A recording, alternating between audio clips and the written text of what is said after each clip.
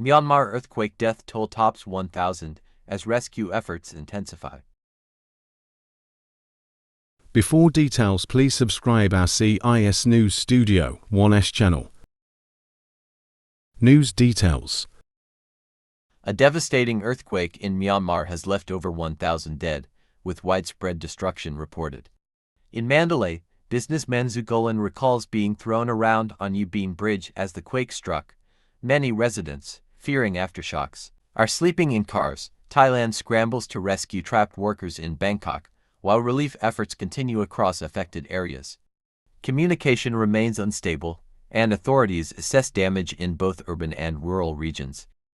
Wealthier areas in Mandalay appear to have fared better, but severe structural damage has been reported elsewhere. Survivors hope for a swift recovery. Do not forget to subscribe our CIS News Studio 1s channel and click the bell button to receive updated news.